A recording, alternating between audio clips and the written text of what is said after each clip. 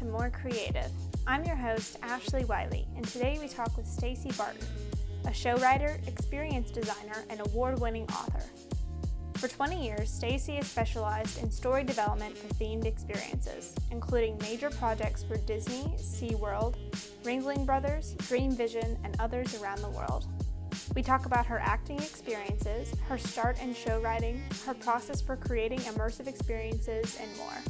I hope you all enjoy this one. Stacy, thank you so much for coming on the podcast today. Oh, I'm so excited. Thank you for having me. So I just want to jump right in and understand a little bit more about you when you were younger. So when you were a kid, what did you think that you wanted to do when you grew up? Well, to be perfectly honest, I remember being about 7 years old and crying because I was sure that all the firsts had been taken. I wanted to be the first something. I wanted to be the first woman something, the first amazing something. I don't know that I really thought too much. I just always was creative. I wrote stories and made little sculptures out of clay. Um, my dad was an advertiser. My mother was a ballerina, and so her mother was also a dancer. My uncle was a Juilliard pianist, and I guess the arts, I just never thought I wouldn't be in the arts. That is so fascinating because typically you hear it the other way around where everyone comes from a family that is very commercially focused and the standard jobs, and then you have one that is kind of in the middle. But that's so fascinating that really your whole family has been involved in the arts and creative fields. It's funny. I just sort of stepped into it at an early age. And I have 4 children that are grown, and when they wanted to get into the arts, it never occurred to me to dissuade them. And it was really has been watching them launch their careers, realizing, oh, I guess this is kind of hard. It kind of came quickly to me, I guess. You ended up leaving home at 19 to join the SAK Theater. Can you tell me about that experience? Sure. So it's called SAK Theater. It is spelled like that, SAK, and it comes from a sack of costume pieces that we would pull from to pull people out of the audience to be the stars of the show. So if we did Romeo and Juliet, Romeo was somebody's grandpa and Juliet was somebody's grandma, and we pulled them up to tell a love story. So that's where SAK Theater comes from. And I joined them at Epcot. They were actually hired by Gene Columbus back in the day to open Epcot in 1982. I came in 1984. And at the time I found out about them, I thought they were fantastic. And I, not knowing any better, drove to Florida in my 1961 VW Bug with $150 and 3 paper bags of belongings, a place to stay for 10 days, and an audition. Wow. I mean, what a chance to take. Well, I guess I figured I could always drive home if it didn't work out, but I got hired and worked with that company at Epcot until that contract they were let go. They continued the show via Disney channels without a contract group. So what was it like working on shows at Epcot? Oh, it was a delight. It was audience participatory street theater. So we made a show out of nothing. There would be no one there, and then we would put down what we called our row rags and encourage people to come up and stand, and just interacted with them, made them feel like they were the party, really, and then pulled people up from the audience. It was really, truly, the origins of interactive theater back in the day. Was it all improv, or did you all have an idea of what type of show you wanted to put on before you went out there? Oh, we definitely had a structure. So we had, like, Romeo and Juliet is the easiest one to explain. So we knew that we had to pick a Romeo and Juliet and a Mercutio and a Tybalt. And there was a person who told the story. And then the messengers were the people kind of on the ground that would pull the people up out of the audience or get them to boo or cheer. And so we had a structure that we knew where we were going, but it changed dramatically depending on the audience. If we had a couple hundred people and they were just loving it and the weather was nice, we could go on for 45 minutes. But if it was in the middle of the summer in Florida, in the middle of the piazza in Italy in Epcot, and there were, 15 people that were brave enough to stand not in the shade, the show might be 12 minutes long. That is really cool. And what a unique thing. I've never even heard about a show like that before. That'd still be fun to participate in today for sure. Yes, they are still around a bit. They were very popular in the 80s, and I think not so much now, although they really are magical if you have the right setting for them. Renaissance festivals is kind of the origin of SAC and many others like it. So, when you left the SAC Theater, what were you wanting to do next? I was having children. Oh, I nice. spent the I spent the 90s having 4 babies. So Wow. the 80s were with SAC, and the 90s were having babies, and then I started writing at the end of the 90s for small organizations, and then started working after that at Disney. So I was busy having babies at home. Well, that's awesome. And how did the opportunity at Disney come about?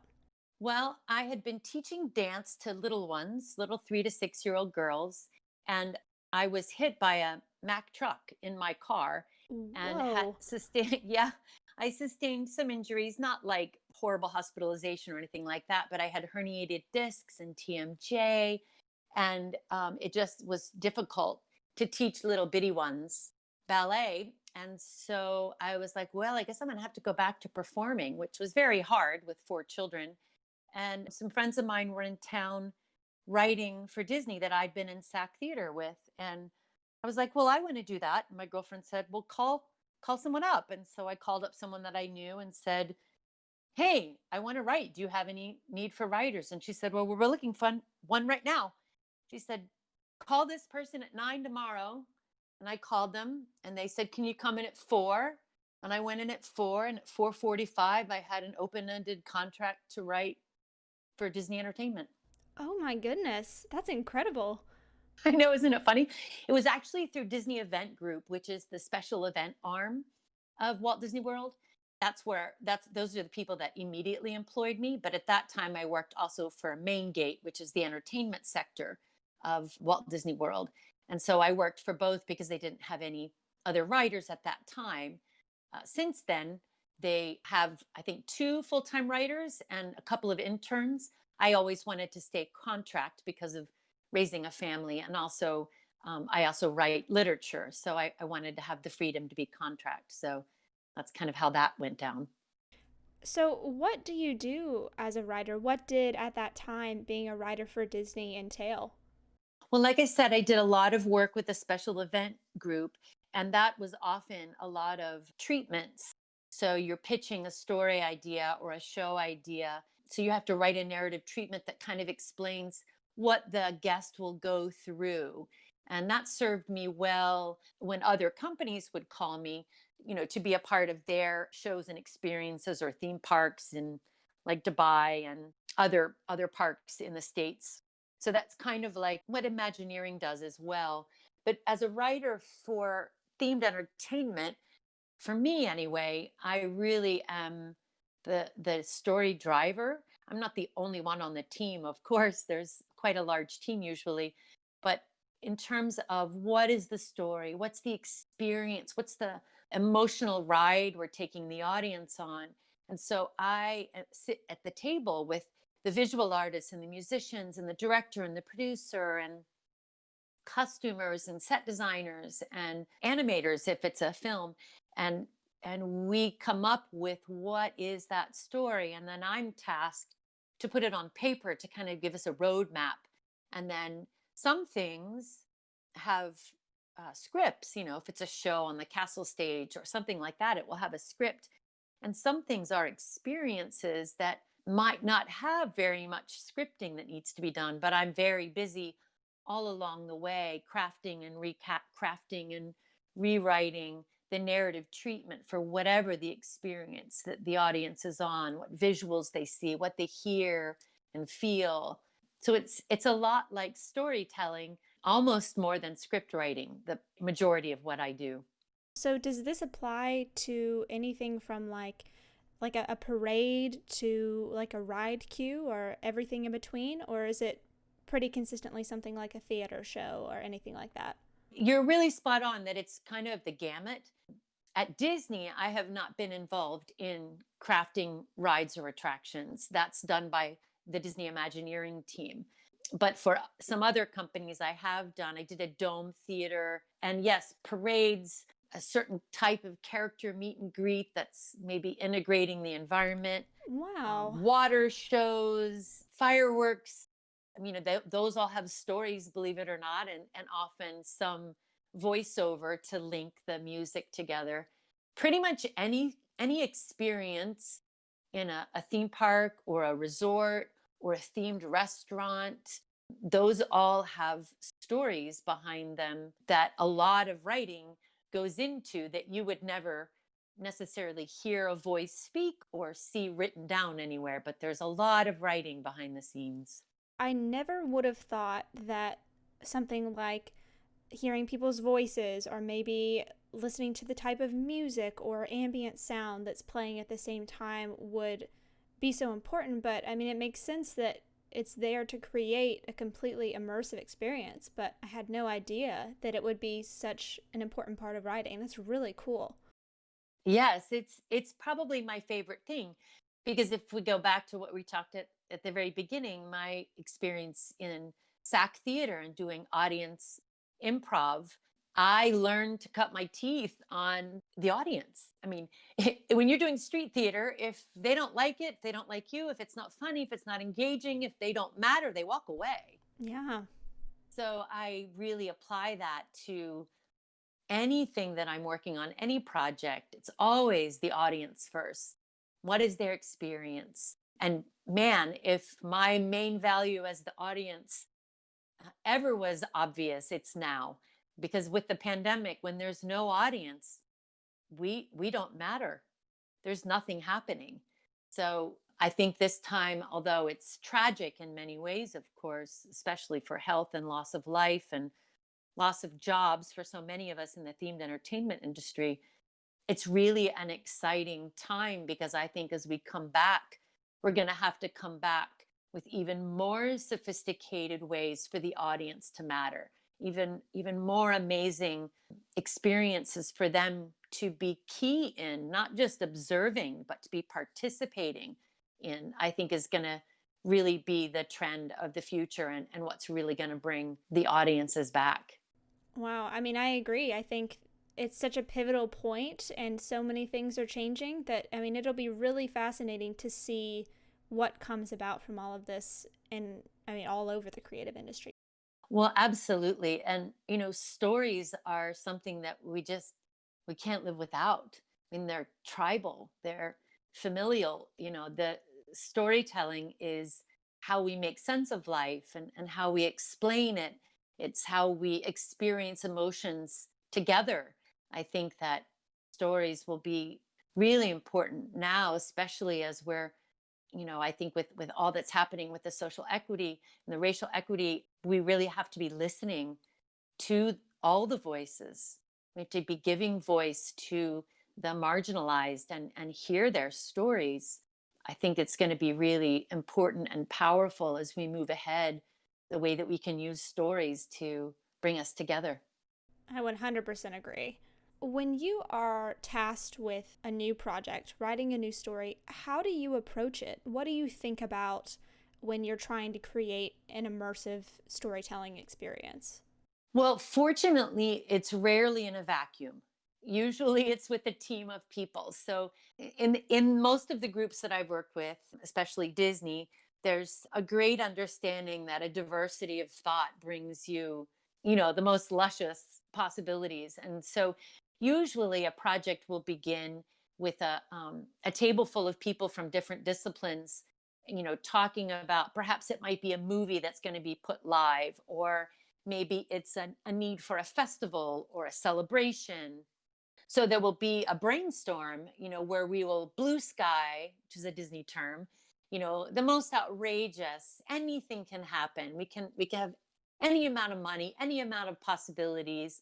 And so we go really big. And the reason for that is really powerful because when you can stretch to the limits of your creativity, then you can actually find the heart of the story and where it connects to the audience and what part of that story will work in a parade or in an attraction or in a water show or on a stage.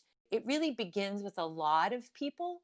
And then my job is initially often to encapsulate that and then begin to build the story arc, because that's my whole focus. Everyone on the team is also building the story from their discipline as well, but my role when I start to put pen to paper is really to see the story arc as it emerges so that we kind of know where are we headed and what are we promising the audience and what do they take away and what's the heart of the story. And I always say, in the end, if I've done my job well, there'll be very little dialogue and a whole lot of rich story that's seen and felt, smelled or touched or experienced. Each of those disciplines take away the need for language until there's the minimal language, because when you're in a themed environment, a theme park or a themed restaurant, you have a short time. It's not, you don't have a 2 hour show on a Broadway stage. You have maybe 15 minutes of content because it's a theme park and you have a 2-year-old and a 20-year-old and a 40-year-old and an 80-year-old. So you have to really be able to distill what's the heart, what's the promise to the audience, what's the takeaway, what about it is universal.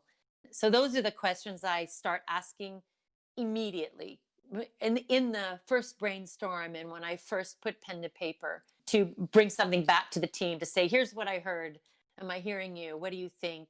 And then the cogs start going and then budgets start to get involved and ideas are exchanged, like, well, we can do this instead of that, and then we adapt the story as we go. So, what would you say the most challenging part of that is?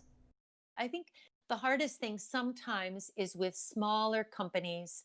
They may not have as large a team, and that can be harder when I'm tasked with more of that rather than having the input from so many people. I think one of the things that is considered fairly difficult that I actually love is when I worked at Disneyland Paris, because they have 7 languages in their parks. And so you really have to minimize the dialogue. And I think it has the potential to produce some of the best themed work, because you must rely on all the senses and you can't rely on, what I call the talking heads, where you try and get away with moving a story by having someone talk. It's the least effective way. So I find those experiences where where I'm constrained to actually be exciting. Sometimes you're given a situation where so much has already been determined. You don't get to start in that blue sky moment, but you're handed, here's the content, here's the place, here's the time of day, here's where you are, and they've gotten to a point where they're stuck. And so I've come in and then have to figure out, how do we make all that make sense, and then kind of back into things. So in that space where I am in a situation where there's a lot of constraints, where a lot of things have already been determined, and I have to come in and kind of back my way into the story rather than from blue sky to the detail. I actually love that. Sometimes the confining creates the most creativity. The creative process is something that can be utterly trusted.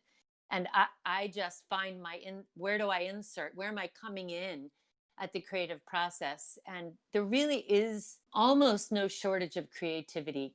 I will say I have worked once or twice with entertainment companies, not Disney, that have had leadership that's a browbeating style, that was a painful experience because I can be creative. You can ask for the moon and I'll give you a bucket of stars.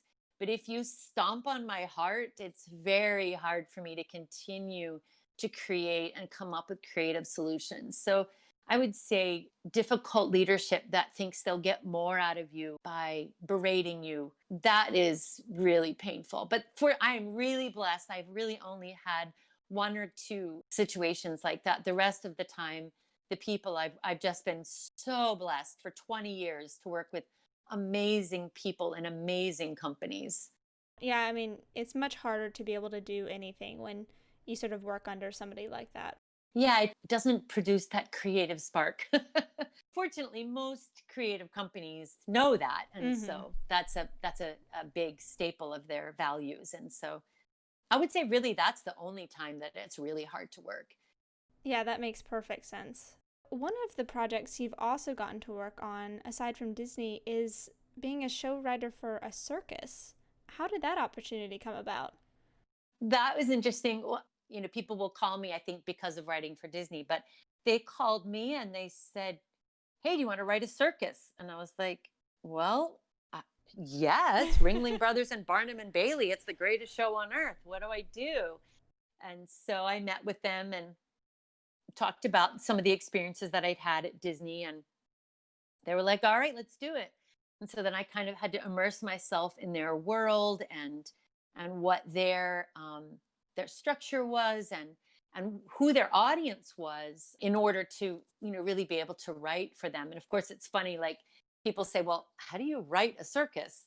That's where some of the stuff we talked about a moment ago comes in, because you're writing the whole experience. What's the pre-show? What happens? What are the clowns doing? What's the ringmaster going to say? What order are you going to put the stunt numbers in? And what's the through line through the whole thing? And again, it's not going to be a lot of talking, but it's going to be solidly there, many, many pages of writing that, again, everyone rallies around. And then I got to work with some of the acts more than others. Some of them were pretty self contained. There's not much I have to say about a motorcycle inside a cage. But there were other places that I affected either the dialogue or the sketch. The clowns I worked with were Italian, so we didn't even have the same language, Wow. but we had, you know, the same understanding of story and humor. Very different and really not so different, kind of all at once. So you also worked as a writer for SeaWorld. I was brought in to create an educational show for SeaWorld in San Diego. And it was really fascinating because I had to learn about the animals. I had to learn what they were up against, that what they were trying to do, and helping people understand about killer whales and the whole point of having them in the shows to educate children. And this was, I think, in 2014. And my idea for the show was to have like the hosts of the show, not the animal trainers, but the hosts out in the big stands with iPads and taking children's questions. And we had children's drawings that would go up on the screen, and like Q&A, different things like that. So in the end, it was a bit more the magic of as if the children were giving all those things. A lot of it was pre-produced, but the sense that the audience was involved in the stories and the questions that were asked to the trainers and what the trainers had the whales do was really pretty innovative at the time, using the large screens as if we were throwing things up from the iPads and people's phones. So that was really fun. I just looked at that not that long ago when I posted something on Instagram, and I was like, "Well, that was pretty cool back then." you know, it was neat. So it was a chance again where we were trying to connect the audience to the animals and to the conservation efforts of SeaWorld. And so that was really what that show was about. A little different than some of the ones that you see at night with all the flashing lights and the big music. It was a little more intimate of a show, but it was really neat. I also worked on a show that had Bindi Irwin. If you remember Andy Irwin, Yeah. and Bindi Irwin is his daughter. And We did a show that was part webcast, part live, had screens, again, the same year. So pretty innovative for the time. And there was, the kids could interact in the show, and then there was stuff for them to do online, games and educational things and conservation efforts and join our efforts. The kids were called game changers. So that was really fun to work on that project also. Wow. So, how has working and incorporating technology affected what you do? Oh, it's so exciting. We're always wanting to do more than it seems like we can actually get. So I'm hoping that all of this that's happening now will really infiltrate even stronger people's ability to interact. I think, having the cue on your phone now, the idea of setting up the world building, maybe on your phone while you're walking across the park before you even get to your time slot at the attraction, or an ability just to interact with maybe how the story ends. I think it's really exciting. I mean, everybody's walking around with these little computers in their hand. So I think finding ways to incorporate that more and more is going to be the wave of the future for sure. So, when you're writing a show, how do you remain consistent across everything? Well, I'm so immersed in the project that it has its own life and its own personality. I'm extremely intuitive, and I usually can only work on maybe three big projects at once because of how intuitively I work. I prefer to work on one at a time. But there's always your at different stages. So I don't really have trouble with that. I think I just hear the voice of the project so strongly, the music of it, literally and figuratively. And again, always being guided by what are we promising and what are we giving the audience. I do read everything aloud constantly, whether it's a treatment or a script. I'm constantly doing it out loud because in the themed entertainment world, at least in my experience, it's not like regular playwriting world where you will have, you might have a dozen play readings or staged readings, or launches of a script where you can bring it back and rewrite it and have talkbacks with the cast and the audience, and you just don't usually have that in the themed entertainment industry. There just isn't usually time for that. So I really do that kind of in my own house, my own living room. Wow. I mean, that is a really interesting tidbit for sure. I mean, I never would have thought, but it does make a lot of sense. So, along with being a show writer, you're also an author.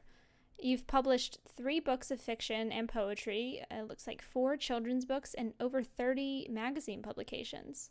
How does writing books and poetry differ from writing shows? Writing to be spoken and writing to be read are really different endeavors. And then the content of some of my stories is of course very different than, I've been told I'm Southern Gothic in my writing. So there's some tragedy and some, humor and just a lot of dysfunction.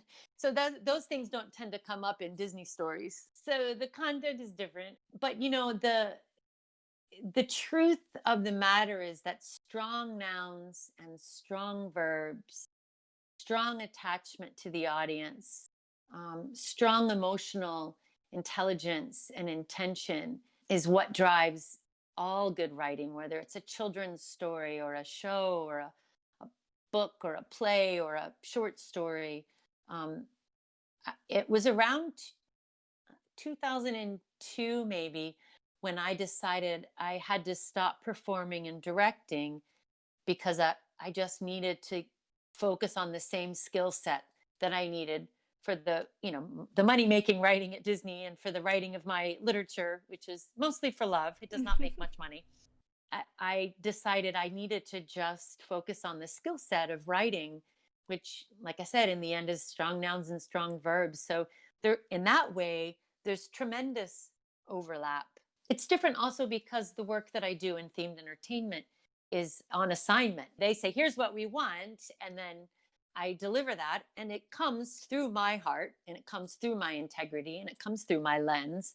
But it has a definite um, goal that's determined, at least in part by someone else, if not mostly.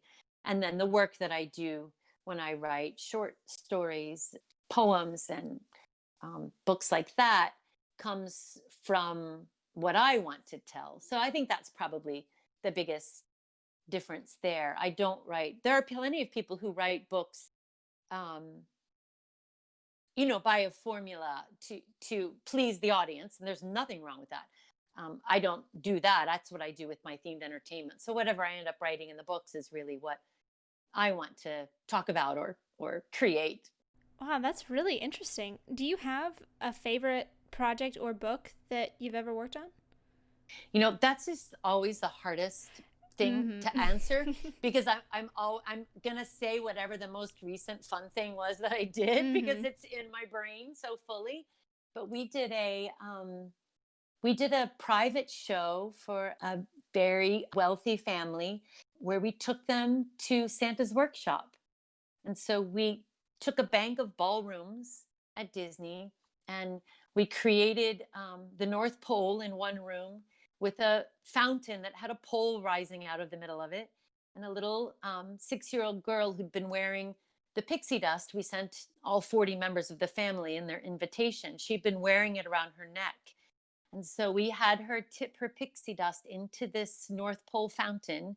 And then the pole lit up and the room spun with snow, and there was a kabuki drop that opened up to the opening of Santa's castle, and we went inside, and there was a stage in the middle and four long tables that came out like spokes, and the family sat down and the elves came in. We had a cast of, I don't know, 20 some singing, dancing, and performing elves. And the night that the family came was the night that the first letters from Santa arrived.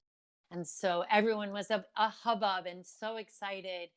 And then the family learned how to be elves, how to wrap presents. And it was just hilarious. We had them wrapping, you know, stuffed giraffes, and timed them.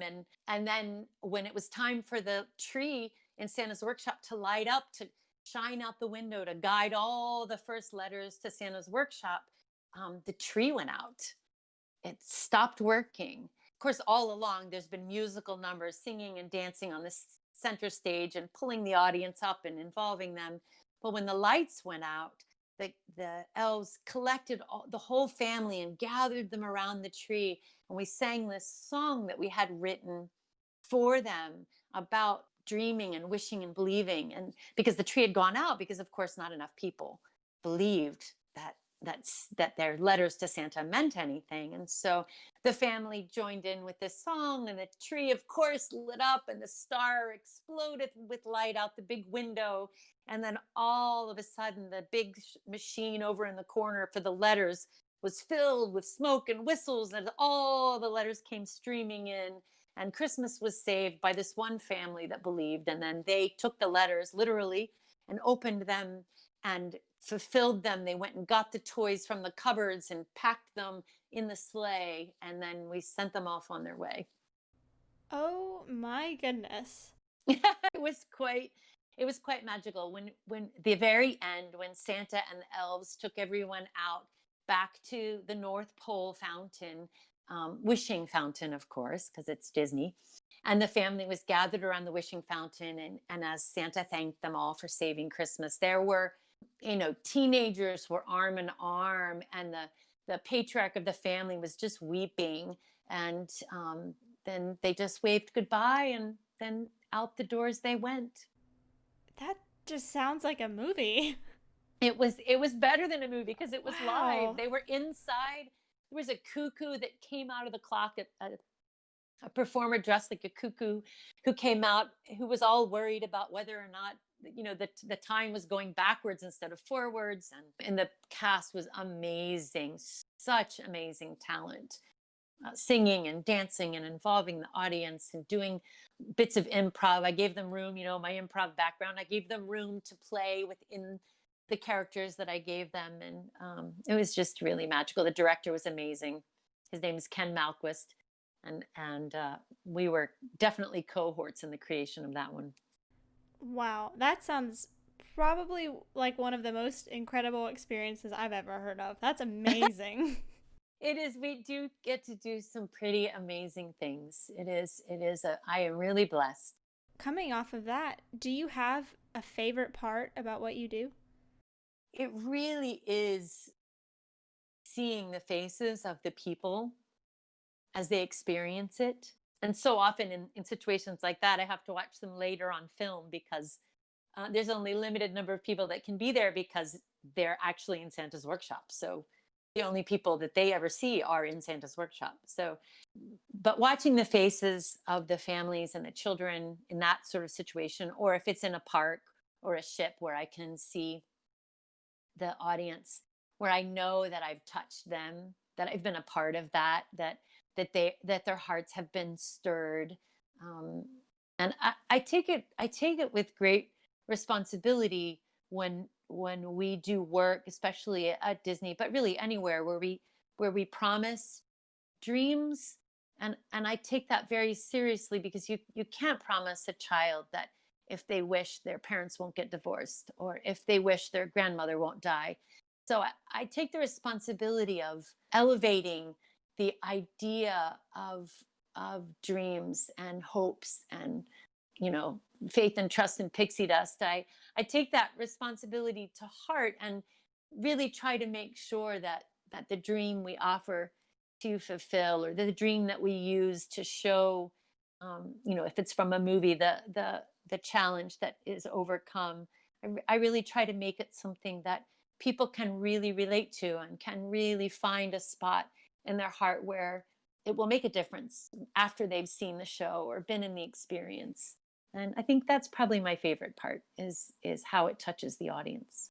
Wow, it's really, really awesome that you have the opportunity to interact with guests in that way and bring stories to life for them. I think that's a really incredible opportunity. It's what drives me, and I would say probably everyone on any of the teams that I worked on. Most of the time, you really do have people working on experiences that really, really do want the audience to have that emotional experience, that stepping inside the story. I mean, it's why Walt Disney built the theme parks to begin with. He wanted to create a place in which children and their families could step inside the magical world that they'd seen on a screen. And themed entertainment was born. That's awesome. And it's been really cool to be able to hear about your experiences and how that all really comes to life. So I do have a couple questions that I like to ask everybody that comes on the podcast. If you could do any other profession other than your current one without having to worry about money or going to school or anything like that, what would you like to try? Visual art, painting. Oh. I paint for fun and therapy Mm-hmm. at the moment. But yes, if I could just have lots of free time, I think I would love to create something that you can tangibly see. Everything I create goes away as soon as the show is over. Even a video of a live performance does not do it justice. So I think it would be fun.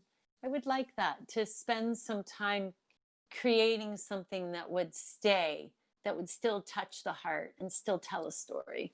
Wow, yeah, that makes a lot of sense.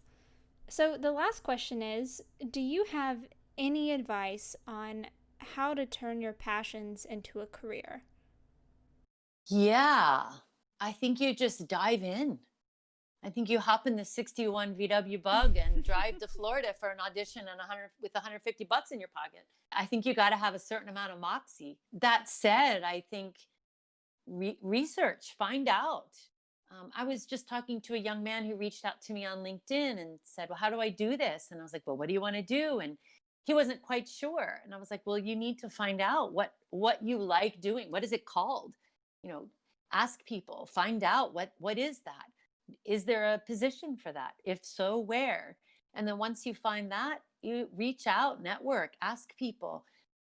Especially right now, I find that so many people have such open hearts. I mean, people like me with 20 years experience, I'm sitting around twiddling my thumbs. So when I say reach out to me and ask me, I really mean it. And people often, I think, don't think that I do.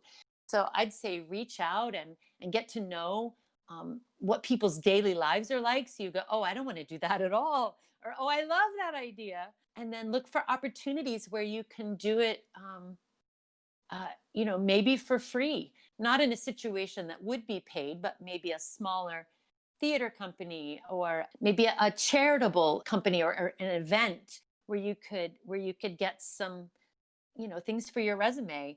And then once you are actually trying to work in whatever world it is, at least the worlds that I've been in, you pay attention, you listen carefully, you give them what they want a little bit more, a good bit better, faster if you can, and you make them look good. You make them the stars, kind of like what I used to do with the people from the audience. And then you're someone that is fun to work with, and can be intuitive and insightful. Listening is underrated. It's really important part of finding your way into wherever you want to be. What I usually say to young writers anyway is write it better, write it faster, and give them more than they thought. That is really great advice, especially now. I think that's all extremely applicable. Yeah, it is. I mean, people are just so available, I guess. I mean, we're all in the same boat. I mean, I'm in the same boat that the young man who called me was in. So I think that's kind of across the board for a lot of people. Well, Stacy, it was an absolute pleasure to be able to speak with you today. Thank you so much for coming on the podcast. Oh, thank you so much for having me. I enjoyed it thoroughly. Thanks for listening. If you'd like to learn more about Stacy, links are in the description down below. If you like the show, please leave a rating, subscribe, and comment on whatever platform you listen on. It really helps out the show. For more information, you can find us on Instagram at @BeMoreCreative or on YouTube at More Creative Podcast. Again, thanks for listening, and I hope to see you next time.